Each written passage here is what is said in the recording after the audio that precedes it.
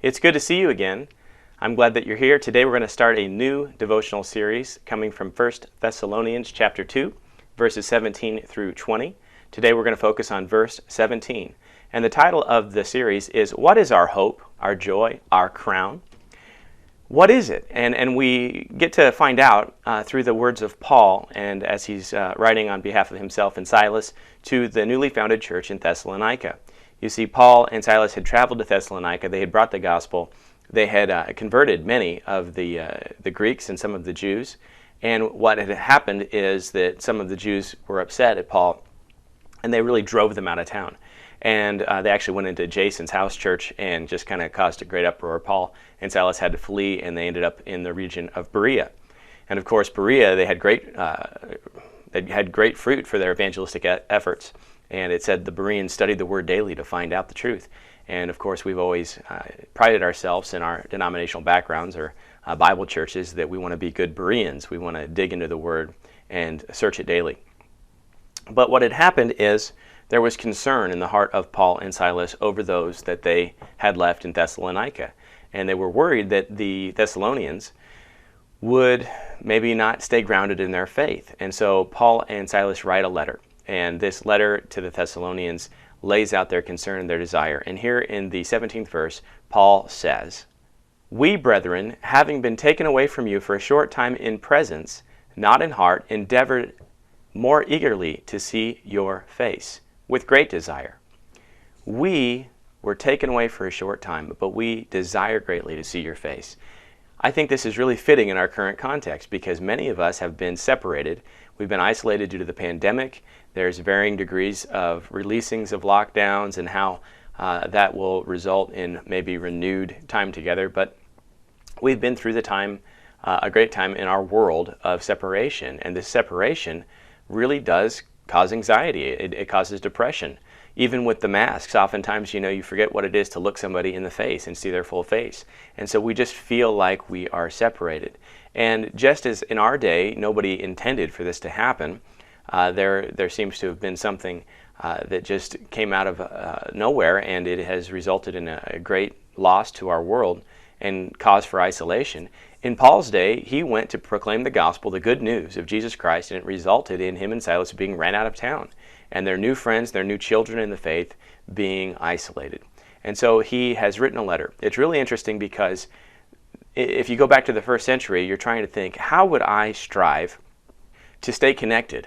How would I strive to stay connected to those that I love, to those that I just want to make sure that our relationship doesn't go cold? And the only opportunity available to you about that time was writing a letter. In fact, for most of human history, that was about the only way to bridge the gap of communication when you were separated. You would write a letter and you would hope that your mail carrier would get it there. And so Paul writes this letter. And in this letter, he expresses his desire for them. He gives them instruction. He encourages them in the faith. And it's really interesting because I think he's laying out for us the significance of working to stay connected in spite of being separated. And that if you truly desire to see each other face to face, that day will come. In fact, what we'll see from the following devotions here is that the desire to be together is actually opposed on a spiritual level. That Satan's behind this separation, and that eventually that separation will end, and one day or another we will be reunited, and if it's not in this life, it will be in the next life, and it will be forever. And so the day for reunion is coming, and that reunion is going to be powerful and wonderful, but don't lose heart in the meantime. And I would encourage you to be like Paul and look for ways to connect with people. We have new converts that were part of our churches. We have those in our family that really need uplifting.